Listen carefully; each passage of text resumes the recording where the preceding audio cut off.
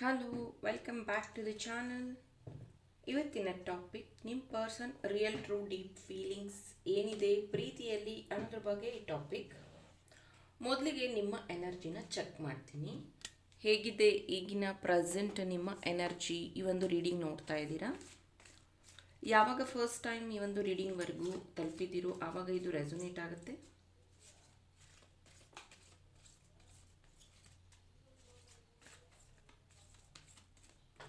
ನಿಮ್ಮ ಪರ್ಸನ್ ಹೆಸರನ್ನ three times ನಿಮ್ಮ ಮನಸ್ಸಲ್ಲಿ ಹೇಳ್ಕೊಳ್ತಾ ಈ ಒಂದು ರೀಡಿಂಗ್ ನೋಡಬಹುದು. ನೀವು ಥರ್ಡ್ ಪಾರ್ಟಿ ಇನ್ವಾಲ್ವ್ಮೆಂಟ್ ಇರೋದು ಕಾಣಿಸ್ತಾ ಇದೆ. ಜೊತೆಗೆ ಆ ಒಂದು ವ್ಯಕ್ತಿನ ನೀವು ತುಂಬ ಮಿಸ್ ಮಾಡ್ಕೋತಾ ಇದ್ದೀರಾ. ಮೇ ಬಿ ಯಾವುದಾದ್ರೂ ಸಾಂಗ್ ಕೇಳುವಾಗ, ಟಿ ವಿ ನೋಡುವಾಗ, ಯಾವುದಾದ್ರೂ ರೀಲ್ಸ್ ನೋಡುವಾಗ ಪ್ರತಿ ಬಾರಿ ನೀವು ಆ ಒಂದು ವ್ಯಕ್ತಿನ ತುಂಬಾ ಮಿಸ್ ಮಾಡ್ಕೋತಾ ಇದ್ದೀರಾ. ಜೊತೆಗೆ ಆ ವ್ಯಕ್ತಿ ನಿಮ್ಮ ಜೀವನದಲ್ಲಿ ತುಂಬ ಮೆಮೊರೀಸ್ನ ಬಿಟ್ಟು ಹೋಗಿದ್ದಾರೆ. ಅಂದರೆ ನೀವಿಬ್ಬರು ಒಳ್ಳೆ ಸಮಯ ಕಳೆದಿದ್ರಿ, ಅಥವಾ ಆ ವ್ಯಕ್ತಿ ಏನಾದರೂ ಗಿಫ್ಟ್ ಕೊಟ್ಟಿದ್ರು, ಅಥವಾ ನಿಮ್ಗೆ ಇಷ್ಟವಾದ ಸ್ಥಳಕ್ಕೆ ಅವ್ರು ಕರ್ಕೊಂಡು ಹೋಗಿದ್ರು. ಈ ಥರದ ತುಂಬ ಒಳ್ಳೆ ಮೆಮೊರೀಸ್ನ ಆ ವ್ಯಕ್ತಿ ನಿಮಗೆ ಕೊಟ್ಟಿದ್ದಾರೆ. ಇವ್ರ ಜೊತೆಗೆ ನೀವು ಮದುವೆ ಆಗಬೇಕು, ಅಥವಾ ಇವ್ರ ಜೊತೆಗೆ ಭಾಳ ಸಂಗಾತಿಯಾಗಿ ಗುರುತಿಸ್ಕೋಬೇಕು, 4 ಜನದ ಮುಂದೆ ಒಂದು ನನಗೆ ರೆಪ್ಯುಟೇಷನ್ ಬೇಕು, ಈ ವ್ಯಕ್ತಿ ಜೊತೆಗೆ ಇದ್ದರೆ ನನಗದು ಸಿಗುತ್ತೆ ಅನ್ನುವಂಥ ಒಂದು ಕಾನ್ಫಿಡೆಂಟ್ ನಿಮಗೆ. ಜೊತೆಗೆ ಈ ವ್ಯಕ್ತಿ ನನ್ನ ಜೊತೆಗಿದ್ದರೆ ನನಗೆ ಜಗತ್ತಲ್ಲಿ ಎಲ್ಲವನ್ನ ಗೆಲ್ಲಬಲ್ಲೆ, ಇವರೊಬ್ಬರು ನನ್ನ ಜೊತೆಗಿರಬೇಕು ಅನ್ನೋದನ್ನು ನೀವು ತುಂಬ ಮ್ಯಾನಿಫೆಸ್ಟ್ ಮಾಡ್ತಾ ಇದ್ದೀರಾ, ಪ್ರೇಯರ್ಸ್ ಮಾಡ್ತಾ ಇದ್ದೀರಾ ನೋಡ್ಬೋದು. Full dreaming. ಈ ವ್ಯಕ್ತಿ ಅಂದರೆ ನಿಮಗೆ ತುಂಬಾ ಇಷ್ಟ. ದ ಎಂಪ್ರೆಸ್ಸಲ್ಲಿ ಏನು ಹೇಳುತ್ತೆ ಅಂದರೆ, ಈ ಪ್ರೀತಿ ಸಿಕ್ಕಿದ ಮೇಲೆ ನೀವು ಒಂಥರ ಪ್ರಿನ್ಸಸ್ ಥರ ಫೀಲ್ ಮಾಡಿದ್ದು, ಈ ಪ್ರೀತಿಯಲ್ಲಿ ನೀವು ಒಂಥರ ಕಂಫರ್ಟ್ ಫೀಲ್ ಮಾಡಿದ್ದು, ಈ ವ್ಯಕ್ತಿ ಇದ್ದಾಗೆಲ್ಲ ನೀವು ಒಂಥರ ರಾಜ್ಕುಮಾರ ಥರ ಫೀಲ್ ಆಗಿದ್ದು ಇದೆ. ಸೊ ಅದನ್ನು ನೀವು ಇವಾಗ ಫೀಲ್ ಮಾಡ್ತಾ ಇದ್ದೀರ. ಇದು ಪ್ರೆಸೆಂಟ್ ಎನರ್ಜಿ ಮ್ಯಾಚ್ ಆಯಿತು ಅಂದರೆ ಕಂಟಿನ್ಯೂ ವಾಚಿಂಗ್.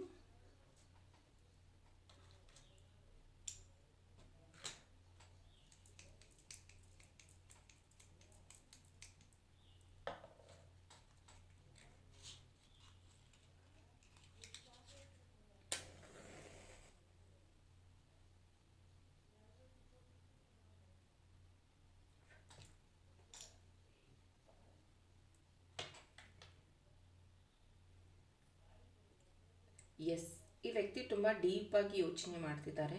ನೀವು ಅವ್ರ ಲೈಫಿಂದ ಹೋಗ್ಬಿಟ್ರೆ ಏನು ಕತೆ ಅನ್ನೋದು ಅವರಿಗೆ ತುಂಬ ಯೋಚನೆ ಆಗಿರುವಂಥದ್ದು. ಇತ್ತೀಚೆಗೆ ನಿಮ್ಮ ಮಧ್ಯೆ ಆಗಿರುವಂತಹ ಜಗಳನೇ ಅವರು ತುಂಬ ಪದೇ ಯೋಚನೆ ಮಾಡ್ತಾ ಇದ್ದಾರೆ. ಈ ವ್ಯಕ್ತಿಗೆ ನೀವು ಅಂದರೆ ತುಂಬ ಇಷ್ಟ. ನಿಮ್ಮನ್ನು ಬಿಡೋಕ್ಕಾಗದೆ ಇರೋ ಸಿಚುವೇಶನ್ನು ಹ್ಯಾಂಡಲ್ ಮಾಡಿದೆ ಈ ವ್ಯಕ್ತಿ ತುಂಬ ಸ್ಟಕ್ ಫೀಲ್ ಆಗ್ತಾ ಇದ್ದಾರೆ. ಇದನ್ನು ಅವ್ರು ನಿಮ್ಮ ಹತ್ರನೂ ಸಹ ಹೇಳ್ಕೊಂಡಿದ್ದಾರೆ. ಈ ವ್ಯಕ್ತಿ ನಿಮ್ಮ ಜೊತೆಗಿದ್ದಾಗ ತುಂಬ ಸತಿ ಹೇಳ್ಕೊಂಡಿದ್ದಾರೆ ಅವ್ರ ಚೈಲ್ಡ್ಹುಡ್ ಬಗ್ಗೆ, ಅಥವಾ ಅವ್ರ ಲೈಫಲ್ಲಿ ನಡೆದಿರೋ ಘಟನೆಗಳ ಬಗ್ಗೆ, ಅವ್ರಿಗಾಗಿರೋ ತೊಂದರೆಗಳ ಬಗ್ಗೆ. ಈ ವ್ಯಕ್ತಿ ತುಂಬ ಸತಿ ಹೇಳೋವಂಥದ್ದು, ನೀನು ಸಿಕ್ಕಿದ ಮೇಲೆ ನನ್ನ ಲೈಫಲ್ಲಿ ತುಂಬ ಚೇಂಜಸ್ ಬಂತು, ಪ್ರೀತಿ ಅಂದರೆ ಏನು ಅಂತ ಗೊತ್ತಾಯಿತು, ಪ್ರೀತಿಯಲ್ಲಿ ನೀನು ತೋರಿಸಿದಂತಹ ವಿಶ್ವಾಸ ಎಲ್ಲನೂ ನನಗೆ ತುಂಬ ಇಷ್ಟ. ಅಂದರೆ ನಾನು ಈ ಪ್ರೀತಿಯಲ್ಲಿ ಸ್ವಲ್ಪ ಸ್ವಾರ್ಥಿ. ಅಂದರೆ ನಿಮ್ಮನ್ನು ಯಾರಾದರೂ ಮಾತಾಡ್ಸಿದ್ರು ಅವ್ರಿಗೆ ಇಷ್ಟ ಆಗಲ್ಲ, ಪೊಸೆಸಿವ್. ನಿಮ್ಮ ಜೊತೆಗೆ ಯಾರಾದರೂ ಕ್ಲೋಸ್ ಆಗಿ ಮಾತಾಡಿದ್ರೆ ಅವ್ರು ಸಹಿಸೋದಿಲ್ಲ. ಮೇ ಬಿ ನೀವು ವರ್ಕಿಂಗ್ ಇದ್ದು, ಅಥವಾ ನಿಮ್ಮ ಕೆಲಸದಲ್ಲಿ ಯಾರಾದರೂ ಕಲೀಗ್ಸ್ ನಿಮ್ಮನ್ನ ಮಾತಾಡ್ಸಿದ್ರೆ, ಅಥವಾ ಅಕ್ಕಪಕ್ಕದವರು ನಿಮ್ಮನ್ನು ಮಾತಾಡಿಸೋದು ಈ ವ್ಯಕ್ತಿಗೆ ಇಷ್ಟ ಆಗಲ್ಲ. ತುಂಬ ಪೊಸೆಸಿವ್ ಇದ್ದಾರೆ.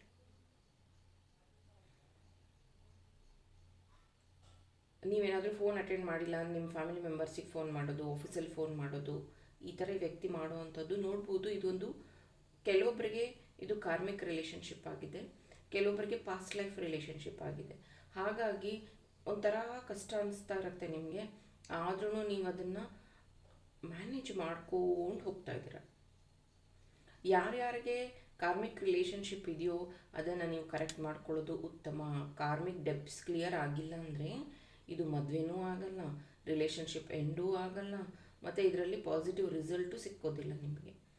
ಪಾಸ್ಟ್ ಲೈಫ್ ಕನೆಕ್ಷನ್ ಇತ್ತು ಅಂದರೆ ಎಸ್, ಮೇ ಬಿ ಯಾವುದಾದ್ರೂ ಲೆಸನ್ ಟೀಚ್ ಮಾಡೋದಕ್ಕೆ ಬಂದಿರ್ತಾರೆ ಅವರು. ಹಾಗಾಗಿನೇ ತುಂಬ ನಿಮಗೆ ನೋವು ಕೊಡ್ತಾ ಇರ್ತಾರೆ, ತುಂಬ ಪೇಯ್ನ್ ಕೊಡ್ತಾ ಇರ್ತಾರೆ. ನಿಮಗೆ ಅನ್ನಿಸ್ತಾ ಇರುತ್ತೆ, ನಾನು ಇಷ್ಟೊಂದು ಬುದ್ಧಿವಂತ ಇದ್ದೀನಿ, ನನಗೆಲ್ಲ ಗೊತ್ತಾಗುತ್ತೆ, ಆದರೂ ನಾನು ಯಾಕೆ ಈ ವಿಷಯದಲ್ಲಿ ಇಷ್ಟೊಂದು ವೀಕ್ ಆಗಿದ್ದೀನಿ, ಆದರೂ ಯಾಕೆ ನಾನು ಈ ವ್ಯಕ್ತಿ ಬಗ್ಗೆ ಇಷ್ಟೊಂದು ಕನೆಕ್ಷನಲ್ಲಿ ಇದ್ದೀನಿ ಅನ್ನುವಂಥದ್ದು ನಿಮ್ಗೆ ಅನ್ನಿಸ್ತಾ ಇರುತ್ತೆ. ಇಲ್ಲಿ ನೋಡ್ಬೋದು ನೀವು ಎಸ್ ಅಥವಾ ನಂಬರ್ 2 ಅನ್ನೋದು ಇಲ್ಲಿ ಫಾರ್ಮ್ ಆಗಿದೆ ನೋಡಿ. ಇಲ್ಲಿ ಎಸ್ ಆಗಿರಬಹುದು ಅಥವಾ ನಂಬರ್ 2 ಆಗಿರಬಹುದು. ಇದು number 2, 22, number 1, number 11, number 14, 18, 23, 22, 28 number ನಿಮ್ಮ ಅಥವಾ ನಿಮ್ಮ ಪರ್ಸನ್ ಡೇಟ್ ಆಫ್ ಬರ್ತಲ್ಲಿ ಬರ್ತಿರಬಹುದು. ಆ್ಯಂಡ್ ಈ 2 ಅನ್ನೋದೇನಿದೆ ಅಲ್ಲ, ಅವ್ರ ಲೈಫಲ್ಲಿ ಯಾರೇ ಇರಬಹುದು ಅಥವಾ ಅವರು ಎಷ್ಟೇ ಡಿಸ್ಟ್ರಾಕ್ಟ್ ಆಗಿದ್ರೂ ನಿಮ್ಮ ಜೊತೆಗೆ ಇರೋದಕ್ಕೆ ಅವ್ರು ತುಂಬ ಇಷ್ಟಪಡ್ತಾರೆ, ನಿಮ್ಮನ್ನು ತುಂಬ ಇಷ್ಟಪಡ್ತಾರೆ, ತುಂಬ ಗೌರವಯುತವಾಗಿ ನೋಡ್ಕೋತಾರೆ. ಆ್ಯಂಡ್ ಎಸ್ ಅನ್ನೋಂಥ ಆನ್ಸರ್ ಇದೆ ಇದು. ಜೊತೆಗೆ ಸಿಂಪಲ್, ಸ್ಮೈಲ್, ಸೆಕ್ಸ್, ಸ್ವೀಟ್ ಈ ಥರ ಬರುತ್ತೆ ಅದು ಎಸ್ ಲೆಟರಿಂದ. ಹಾಗಾಗಿ ಅಂದರೆ ಮೇ ಬಿ ನಿಮಗೆ ಅಥವಾ ಅವರಿಗೆ ಯಾರಿಗಾದ್ರೂ ಇಲ್ಲಿ ಸ್ವೀಟ್ಸ್ ಜಾಸ್ತಿ ಇಷ್ಟ ಇರಬಹುದು, ಅಥವಾ ಅವರು ಚಾಕ್ಲೇಟ್ಸ್ ಅಥವಾ ಸ್ವೀಟ್ಸ್ನ ತಂದುಕೊಡ್ಬಹುದು ನಿಮ್ಮನ್ನು ಮೀಟ್ ಮಾಡಿದಾಗ. ಆ್ಯಂಡ್ ನಿಮ್ಮಿಬ್ಬರ ಮಧ್ಯ ಈ ಒಂದು ಪ್ರೀತಿ, ಬಾಂಧವ್ಯ, ಸೆಕ್ಸ್, ಲವ್, ಹಗ್, ಕಿಸ್ ಈ ಥರ ಏನಿದೆಯೋ ತುಂಬ ಸ್ಟ್ರಾಂಗ್ ಆಗಿದೆ. ನೀವು ಅದು ಆ ಥರದ ವಿಚಾರ ಬಂದಾಗೆಲ್ಲ ನೀವು ಅಂದ್ಕೊಳ್ಳೋದು ಬರೀ ಈ ವ್ಯಕ್ತಿ ನನ್ನನ್ನು ಆ ವಿಷಯಕ್ಕಾಗಿ ಬಳಸ್ಕೊತಾ ಇದ್ದಾರಾ ಅಂತ ಅನಿಸುತ್ತೆ ನಿಮಗೆ. ಬಿಲೀವ್ ಮೀ, ಇದರಲ್ಲಿ ನೀವು ಸಹಕಾರ ಕೊಟ್ಟ ಮೇಲೇ ಆಗಿರುವಂಥದ್ದು. ಆದರೆ ನೀವು ಯೋಚನೆ ಮಾಡುವಾಗ ಅಥವಾ ನೀವು ಲೋ ಫೀಲ್ ಆದಾಗ, ನೆಗೆಟಿವ್ ಯೋಚನೆ ಮಾಡುವಾಗ ಮಾತ್ರ ಈ ವ್ಯಕ್ತಿನ ಆ ವಿಷಯವಾಗಿ ದೂರ್ತಾ ಇದ್ದೀರಾ. ದಯವಿಟ್ಟು ಅದನ್ನು ಸ್ಟಾಪ್ ಮಾಡಿ. ಎಷ್ಟೊಂದು ಸತಿ ನಾನು ನೋಡಿದ್ದೀನಿ, ರೀಡಿಂಗ್ಸ್ ಬಂದಾಗೆಲ್ಲ ಹೆಣ್ಮಕ್ಳು ಅದನ್ನೇ ಒಂದು ವಿಷಯವಾಗಿ ನನ್ನ ಯೂಸ್ ಮಾಡಿಕೊಂಡ್ರು ಅಂತ ಹೇಳ್ತಿರ್ತಾರೆ. ಬಟ್ ನಿಮ್ಮ ಪರ್ಮಿಷನ್ ಇಲ್ಲದೆ ಏನೂ ಆಗಲ್ಲ, ನಿಮ್ಮ ಒಪ್ಪಿಗೆ ಇಲ್ಲದೆ ಯಾರೂ ಏನೂ ಫೋರ್ಸ್ ಮಾಡಲ್ಲ. ಹಾಗಾಗಿ ಅದನ್ನು ಬ್ಲೇಮ್ ಮಾಡೋದನ್ನು ನೀವು ಸ್ಟಾಪ್ ಮಾಡಿ. ಇವರು ಬೈಕ್ ಅಥವಾ ಕಾರ್ ಡೈಲಿ ಡ್ರೈವ್ ಮಾಡ್ತಾರೆ ಅಂತ ಅನಿಸುತ್ತೆ. ಹಾಗಾಗಿ ಇವರು ಕೂಲಿಂಗ್ ಗ್ಲಾಸ್ ಅಥವಾ ನಾರ್ಮಲ್ ಗ್ಲಾಸ್, ಸಮ್ ಗ್ಲಾಸ್ ನನಗಿಲ್ಲಿ ಚಾನಲ್ ಆಗ್ತಿರೋ ಅಂಥದ್ದು. ಒಂದು ಸತಿ ಅವರು ಆಫೀಸಲ್ಲೇ ಆಗಿರಬಹುದು ಅಥವಾ ಹೊರಗಡೆನೇ ಆಗಿರ್ಬೋದು, ನಿಮ್ಮ ನೋಡ್ದಿರೋ ಥರ ಹೋಗಿರ್ತಾರೆ, ಮಾತಾಡಿಸ್ದೆ ಹೋಗಿರ್ತಾರೆ. ಆಗ ನೀವು ಅಂತಿರ್ತೀರ ಅವ್ರಿಗೆ, ನಿಮ್ಮ ಗ್ಲಾಸ್ ಕ್ಲೀನ್ ಮಾಡ್ಕೊಳ್ಳಿ ಅಥವಾ ನಿಮ್ಮ ಗ್ಲಾಸ್ ಚೇಂಜ್ ಮಾಡ್ಕೊಳ್ಳಿ, ನಾನು ಕಾಣಿಸಿಲ್ವ ನಿಮಗೆ, ಅಥವಾ ನಾನು ನೋಡಿದೆ ನೀವು ನೋಡಿಲ್ವಾ, ಈ ಥರದ ವಾದ ವಿವಾದ, ಸ್ಪೆಷಲಿ ಗ್ಲಾಸ್ ರಿಲೇಟೆಡ್. ಬಿಕಾಸ್ ಆ ವ್ಯಕ್ತಿ ಡೈಲಿ ಗ್ಲಾಸ್ ಹಾಕೋದು ಇಲ್ಲಿ ಚಾನಲ್ ಆಗ್ತಾ ಇದೆ. ಇಲ್ಲಿ ವ್ಯವಹಾರ, ಹಣಕಾಸು, ಜಾಗ ಖರೀದಿ ಅಥವಾ ಜಮೀನು ಖರೀದಿ ಬಗ್ಗೆ ಇಬ್ಬರ ಮಧ್ಯೆ ಡಿಸ್ಕಷನ್ ನಡೀತಾ ಇದೆ. ಇಬ್ಬರದ್ದು ಆಸೆ ಇದೆ, ಎಲ್ಲಾದರೂ ಒಂದು ಕಡೆ ಜಾಗ ತೊಗೋಬೇಕು, ಜಮೀನು ತೊಗೋಬೇಕು, ಮನೆ ಕಟ್ಟಬೇಕು ಅನ್ನೋವಂಥದ್ದು. ಇದ್ರ ಬಗ್ಗೆ ನೀವು ಅವಾಗವಾಗ ಯೋಚನೆ ಮಾಡ್ತೀರಾ. ಯೋಚನೆ ಮಾಡಿದಾದ್ಮೇಲೆ ಇಬ್ಬರು ಜಗಳ ಮಾಡ್ಕೋತೀರ, ಇಬ್ಬರು ವಾದ ವಿವಾದ, ಕ್ಲಾರಿಟಿಗೆ ಸಿಕ್ಕೋದಿಲ್ಲ ನಿಮಗೆ. ಅಷ್ಟರ ಮಟ್ಟಿಗೆ ನೀವಿಬ್ಬರು ಜಗಳ ಮಾಡ್ಕೊಂಡು ಮತ್ತೆ ಸೈಲೆಂಟ್ ಆಗಿಬಿಡ್ತೀರ. ನಿಮ್ಮ ಜೀವನದಲ್ಲಿ ಇಲ್ಲಿ ಮಗ ಮಗಳು ಯಾರಾದರೂ ಇರಬಹುದು ಅಥವಾ ಪೇರೆಂಟ್ಸ್ ಇರಬಹುದು. ನೀವು ಯಾವಾಗೂ ಯೋಚನೆ ಮಾಡೋದು ಅವ್ರ ಬಗ್ಗೆನೇ. ನಾನಿಲ್ಲ ಅಂದರೆ ನೆಕ್ಸ್ಟ್ ಇವರು ಏನು ಮಾಡಬೇಕು, ಇವರು ಮುಂದೆ ಹೇಗೆ ನಾನು ನೋಡ್ಕೋಬಹುದು, ಇವ್ರು ನನ್ನ ಮೇಲೆ ಡಿಪೆಂಡೆಂಟ್ ಇದ್ದಾರೆ, ನಾನು ಇವ್ರಿಗೆ ಏನು ಮಾಡಬೇಕು, ಈ ಥರದ ಯೋಚನೆ ನೀವು ಮಾಡ್ತೀರಾ. ಹಾಗೆಯೇ ಈ ವ್ಯಕ್ತಿ ಇಲ್ಲ ಅಂದರೆ ನನ್ನ ಕತೆ ಏನು ಅನ್ನೋದನ್ನು ನೀವು ತುಂಬ ಯೋಚನೆ ಮಾಡ್ತೀರ. ಈ ವ್ಯಕ್ತಿ ಪ್ರೀತಿಯಲ್ಲಿ ನೀವು ಇಷ್ಟು ಬ್ಲೈಂಡ್ ಆಗಿದ್ದೀರಾ ಅಲ್ವಾ.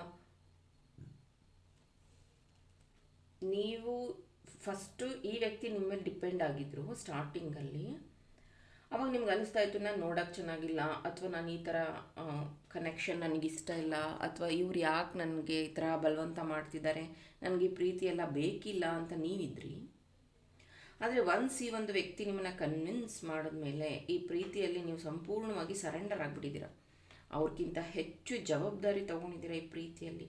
ಅವ್ರಿಗೇನಾದರೂ ಆದ ತಕ್ಷಣ ರಿಯಾಕ್ಟ್ ಆಗೋದು ನೀವೇ.